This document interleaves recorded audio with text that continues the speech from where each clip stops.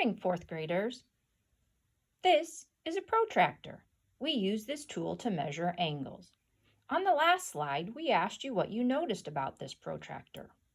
Hopefully, you noticed that it was in the shape of a half circle. Hopefully, you also saw that there were two sets of numbers, one that started at 0 on the right-hand side and went all the way to 180, and the other that started on the left-hand side and went all the way around to 180. Hopefully, you also noticed these little lines going all the way around the top of the half circle. Does that remind you of anything? Could it possibly look like a ruler?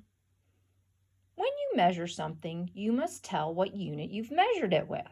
For example, if you were measuring how tall you are, then you would measure in feet and inches. If you were measuring how much you weighed, then you would measure it in pounds and ounces. Well, measuring an angle is no different. We're going to measure an angle using degrees.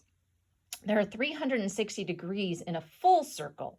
How many degrees do you think are in this half circle?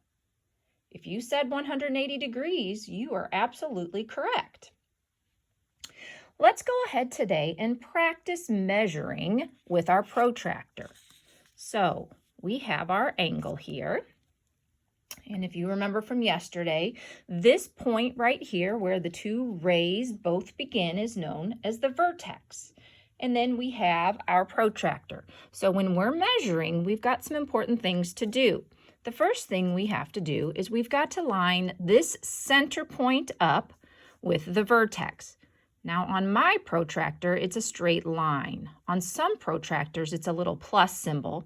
On others, there's actually a hole, and you line the hole up with the vertex. So I've got my vertex lined up. The next thing that I need to do is line my baseline up. So that means I'm going to take this ray on the bottom here, and I'm going to line it up so that it matches the baseline of my protractor and goes right through that 0. Now I notice that my protractor lays on top of that angle. I notice that the ray is pointing to the left, and so I always want to start counting at a 0. So I'm going to use this outer scale.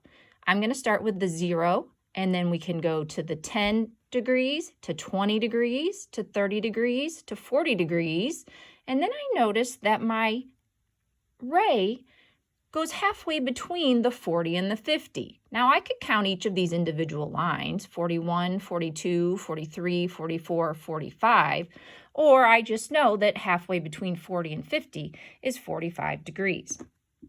So you would write that like this, 45, and this is the symbol for degrees, just like if you were measuring with temperature.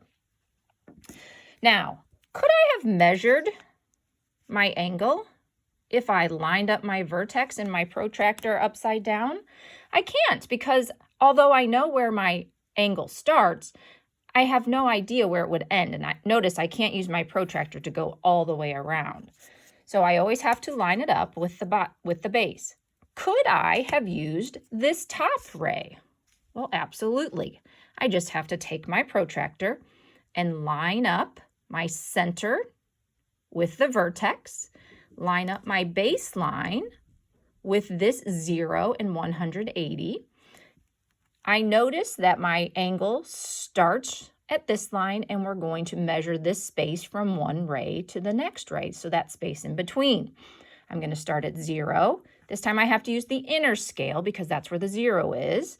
10, 20, 30, 40. Oh, and once again, it's between the 40 and the 50, so 45 degrees. So it doesn't matter which ray you use to begin with to line your baseline up with.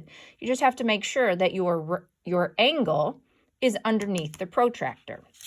I have one more angle. Let's look at this one.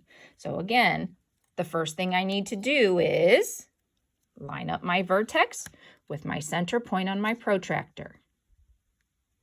And then I line up my baseline on this ray right here. I want to make sure that it's going right through my 0.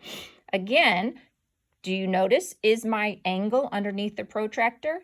Yes, it is. This is the protractor. This is the ray that I'm going to start with. So I have the 0 on the inner scale. I start at 0 and I go all the way around until I get to my second ray. Oh, I notice it's a little bit past the 120, but not quite to the 125. So that's where these lines up here become very important.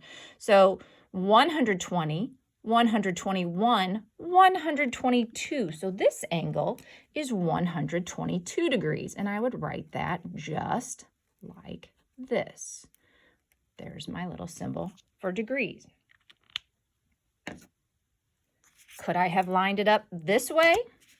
It's not really going to help me, but I could have used this line, this ray, sorry, and put my vertex in the center, my baseline. This time, because my 0 and my ray line up over here, I would use the outer scale. And again, it comes right after that 120 degrees. And so it would be 120, 121, 122 degrees. Happy practicing.